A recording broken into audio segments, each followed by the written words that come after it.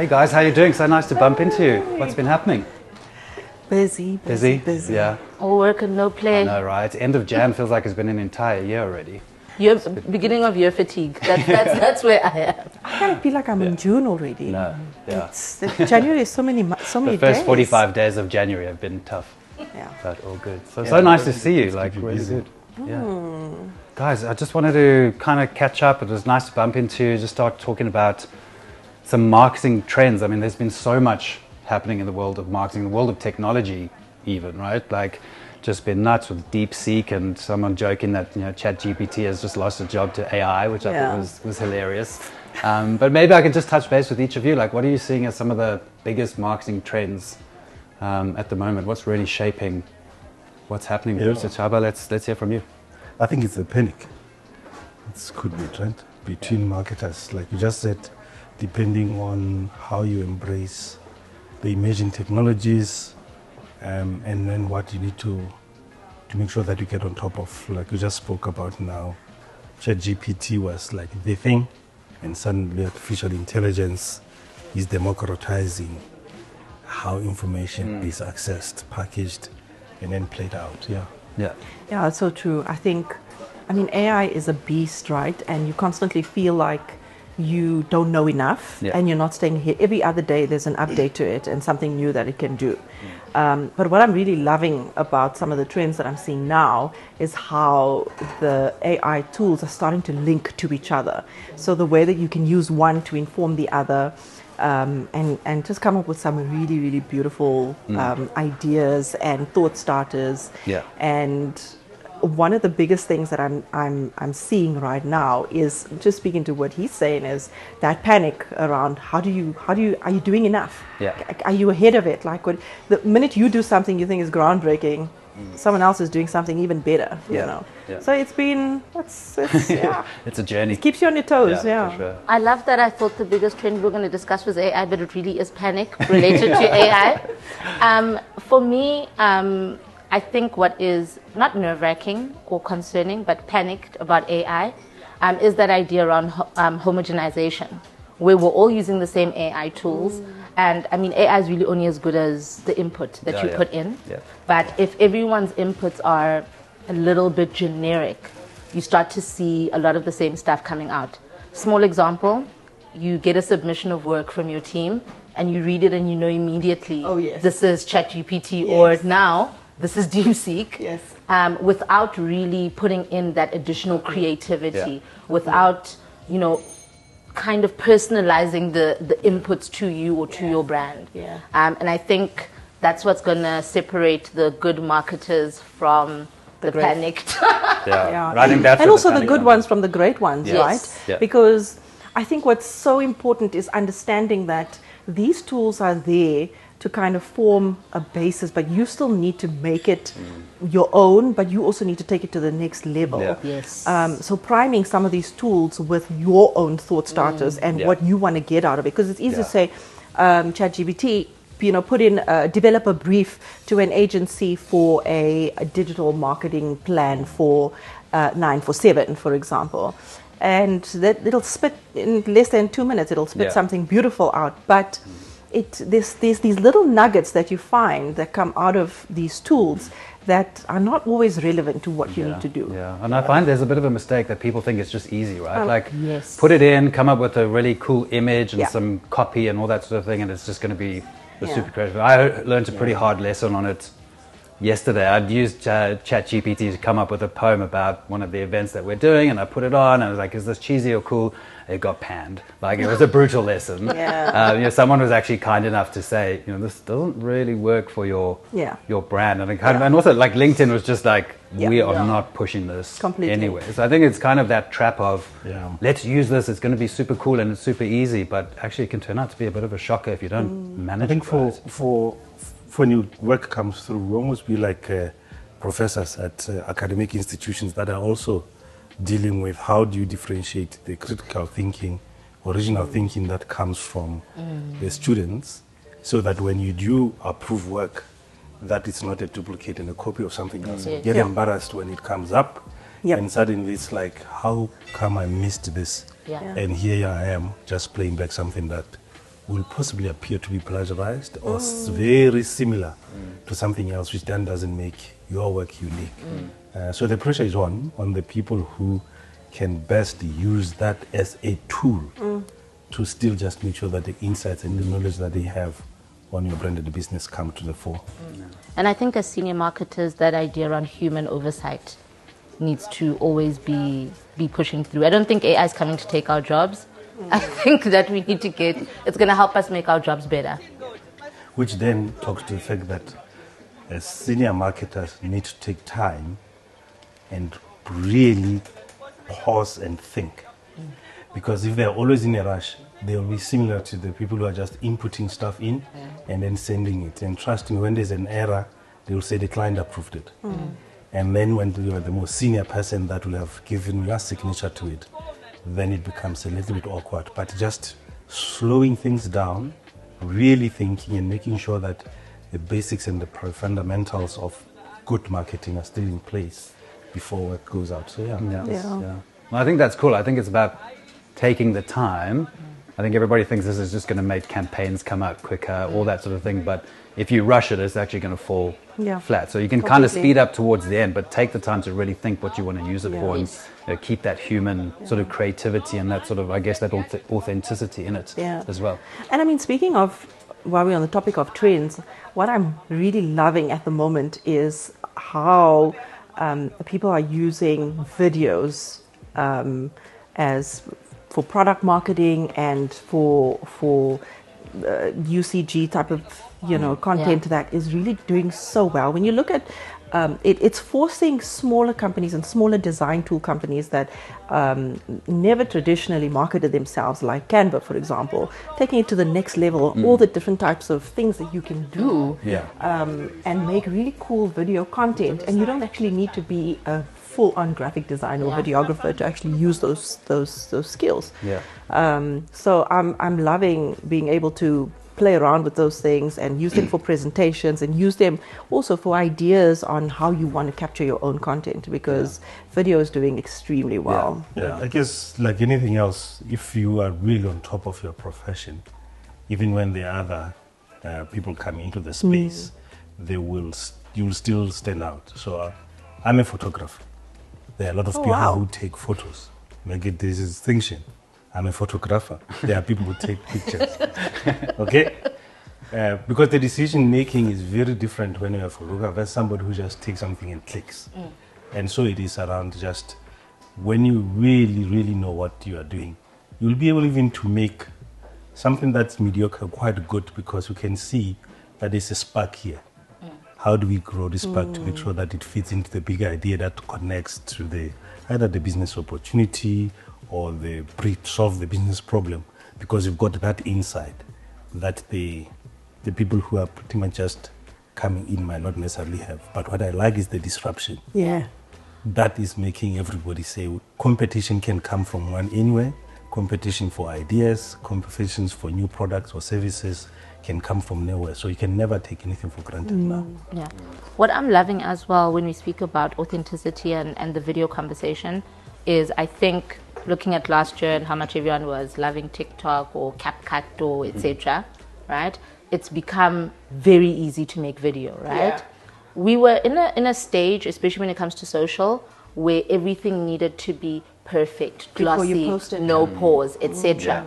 Whereas now we're going back to that era of authenticity, where you have to be, if you're a funny, it's more about you being funny. Or if you're showing interesting food, it becomes more about the food or the commentary. And yes, it can't be like the worst lighting, like you took it on a BlackBerry, fine. But it's also becoming easier.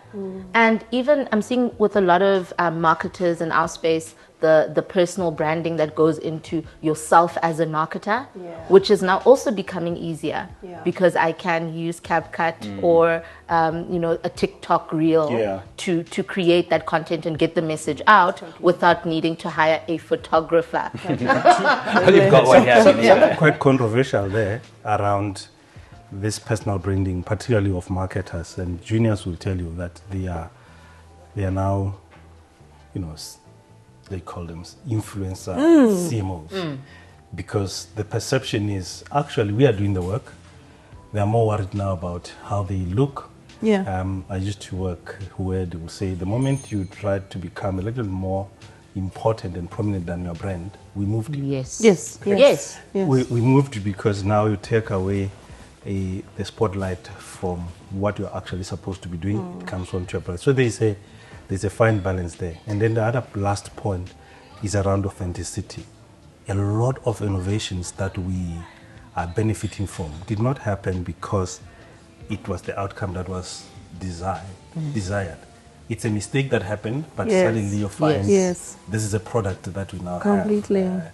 I'm not saying anything, but there's a little blue pill that was meant to do something for the heart, but then it directed blood somewhere else. And then suddenly there's a product in the market, and many others. But I really love that there is less tolerance online for people bullying and commenting on you not looking perfect, or oh your lash is coming off, oh look at the hairline is not right, or look at the cellulite. I love that there's less tolerance for all of that, and people are encouraging content creators and brands to be authentic. The burger doesn't have to have the tomato sauce exactly falling off, and it looks this high when you get it. It's completely proportionate, and because that's it's human nature, right? And if you want content to be personalized and you want those conversion rates to be hitting those targets, you got to appeal to people, like everyday people like us. Do you think that's a generational thing? Is it kind of the younger sort of consumers, etc., kind of looking at TikTok and all that, something like, I could do that, like that's me, I can relate to that, rather than you something that's clearly an actor, it's been professionally filmed, all those sorts of things. It's all of them, I guess.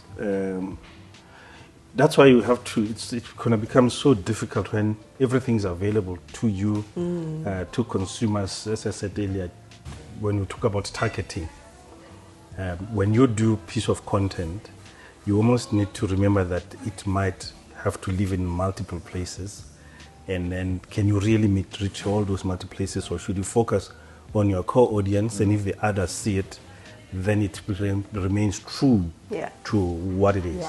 And that's where I guess any brand managers or people in brand management will need to be quite careful that they don't just go with the trend, but make sure that their brand is relevant within the trend. It's almost like riding a wave or surfing a wave, isn't it? Yeah.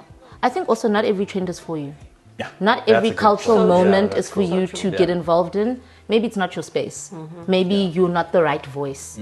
Maybe it's Craig's poem, for example. That's a lesson I'm prepared to share with everyone. But honestly, I think when we think about any marketing, or at least for me, I always go back to consumer. You've got to invert your basics, thinking, right? Back to basics. And then secondly, for me, when you're thinking about what you were saying about the omni-channel approach, right?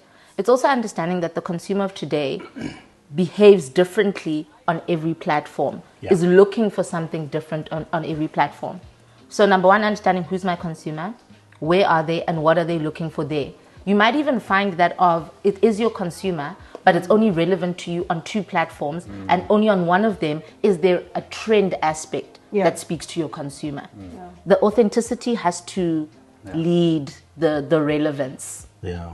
I think even after COVID, where we had to do DIY stuff, what I'm finding very useful for me is, let's say my tap or my bath is a leak, and I go to see how can I fix this, and then the relevant adverts for material that I can go and buy and use sit in that environment.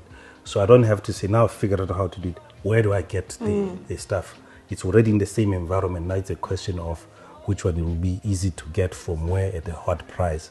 And I really like how things are beginning to wrap themselves around. But of course, if you put the wrong ad in the wrong environment, you have wasted money, and possibly the targeting is a little bit of a challenge.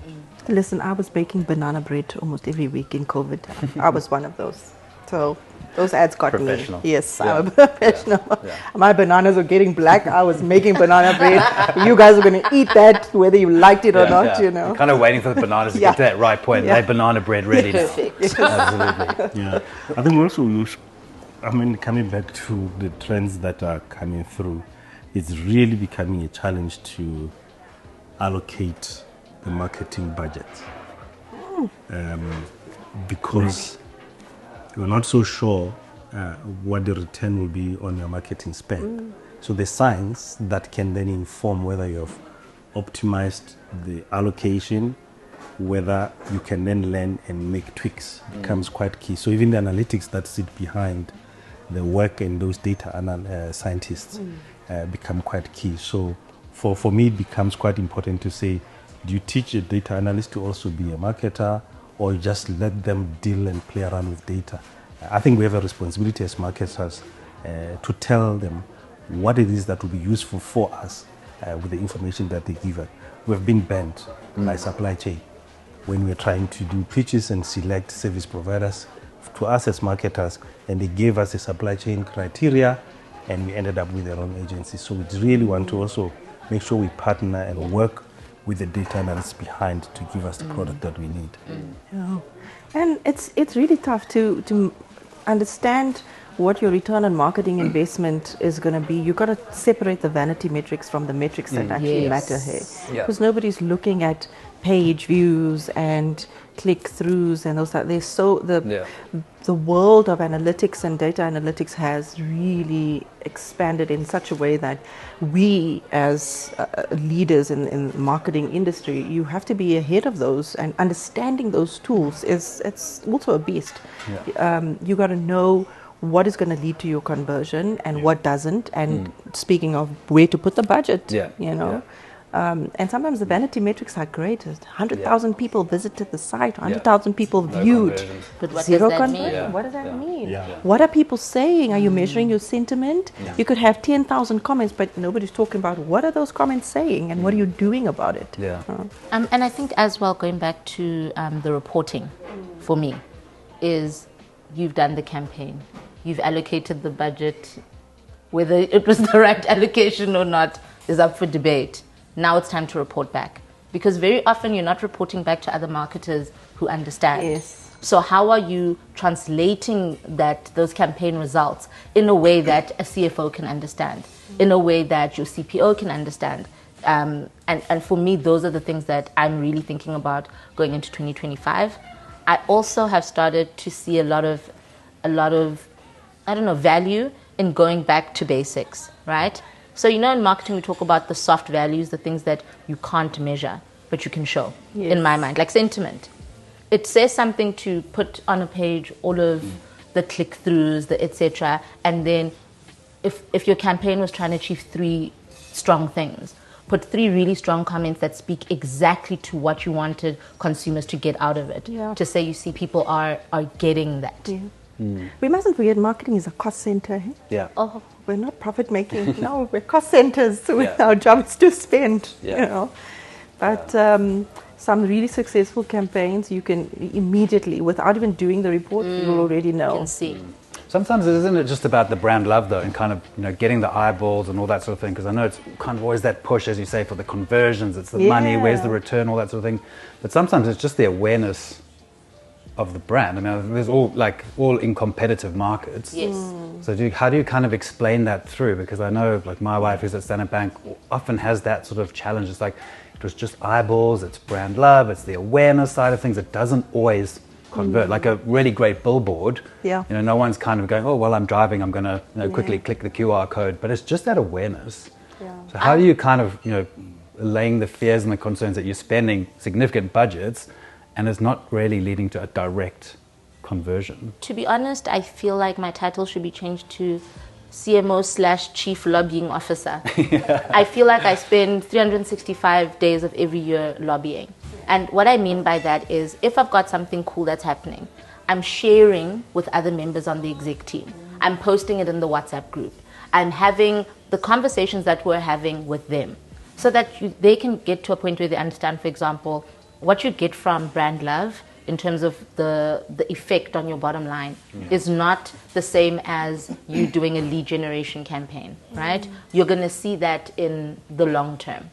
But they're not usually on the journey with us as you're getting the comments, as you're seeing something that you're excited about.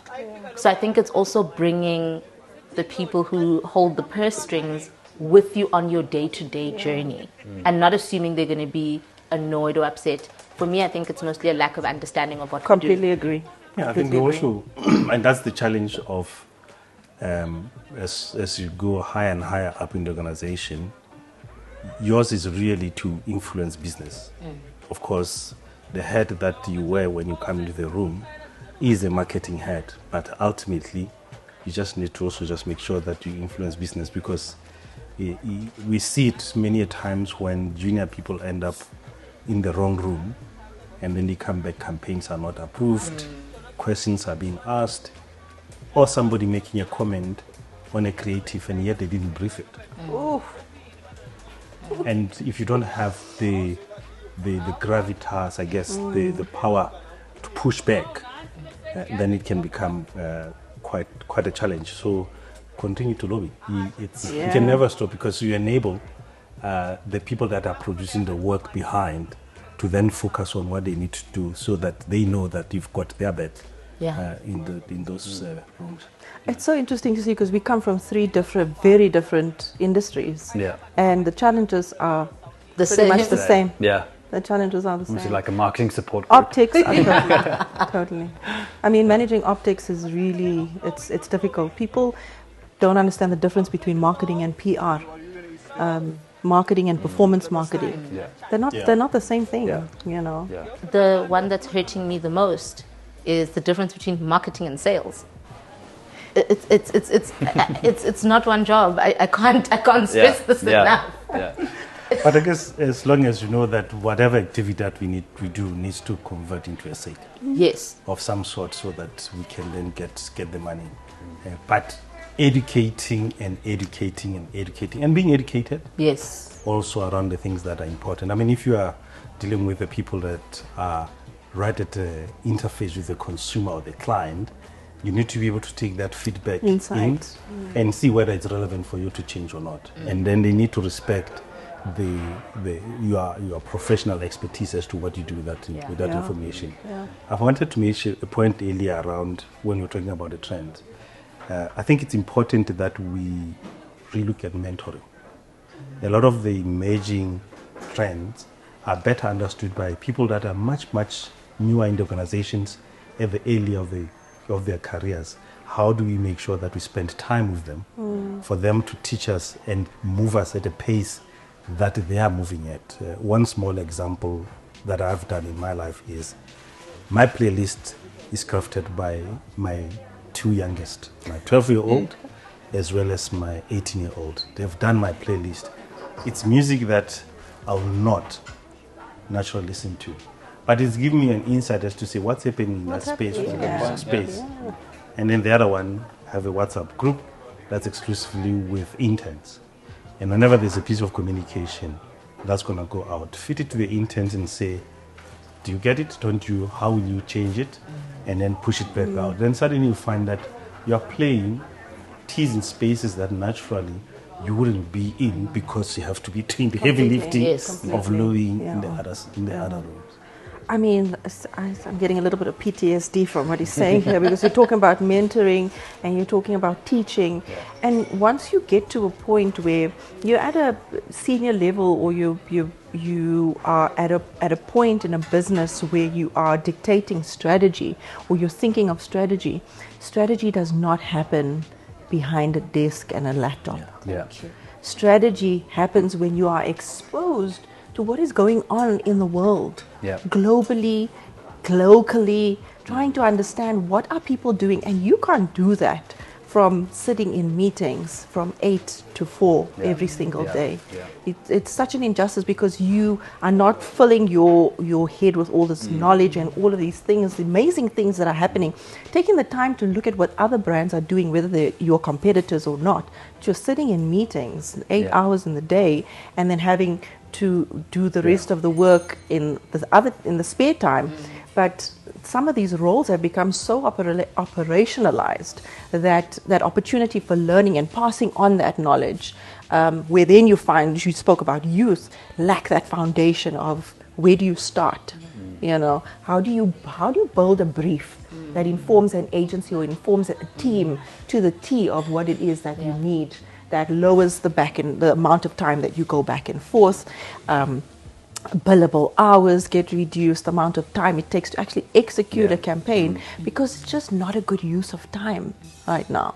You know, you look at other brands like Heineken, the FMCG industry right now, even the banking sector is doing really great things. You know, traditionally the banks are seen to be boring, and you know, they don't really touch you where they're going into those spaces now. You know, and those ideas don't happen behind the desk.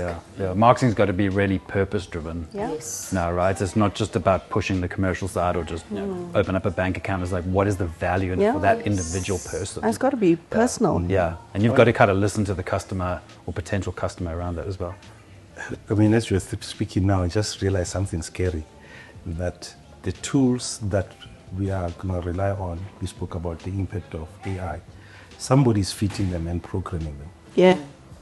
And then you take it.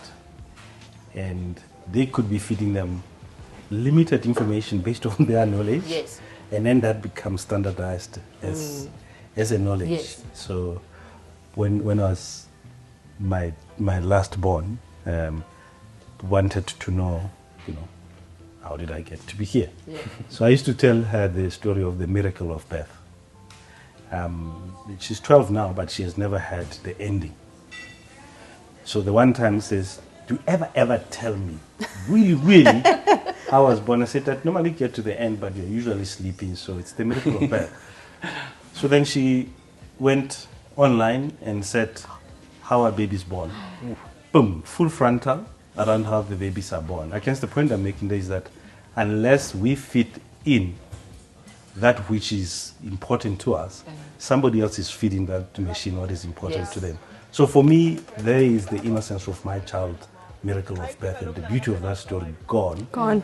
Because somebody else decided, no, that story is a biological story that's told in steps. Yes. And we always have to be aware of who else is feeding. And it's forever going to shape what she's got in her mind now about that. Correct. And there are many other things that I may not even be aware of because of what happens in the spaces that we possibly as marketers shy away from influencing the people that can influence that space. And so interesting, because that question is starting to come up in a younger and younger age. Yeah. So, his child is 12. My oldest is 6. I think maybe by next year goes to 7, 8. That you're equal, bro. But I mean, yeah, bro. Okay.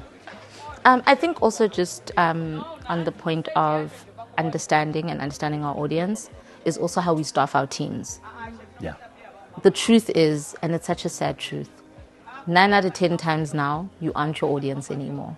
You've either aged out or LSM'd out or something'd out. Whereas, aren't LSMs anymore, hey? Oh, you see now, showing my age. That's why I have younger people on my team. But I mean, really, like trying to understand having different people around the table and having at least 1 or 2 people that accurately represent your target demographic, and then listening to them and then giving them the time out of those 8 hours of lobbying, giving them that 30 minutes. And it's having that diversity in your team's Yes. essential, right, to get those different persons. And also in the agency teams. Yes. Because a lot of the times the ideas come from there. Yes. So how do we make sure that they really are diverse and inclusive in their thinking? You watch now. Donald Trump has decided there are only 2 sexes. Yes. You're going to see the work that's going to come out now is going to be so binary. Male, female.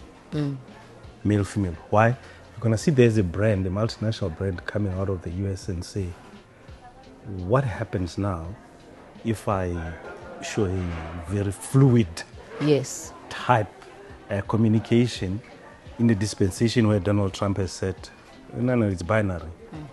And then suddenly you find people now beginning to give you that. And we have to watch out for stuff like that so that we remain true to the brand and what the brand is, because it's a long-term building exercise that cannot be just switched on and off.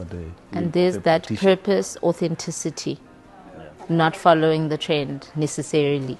I mean, that's a deep conversation. I wish we had more time for it, guys. I've got to run. So nice to see you. I'm going to grab another coffee on the way out.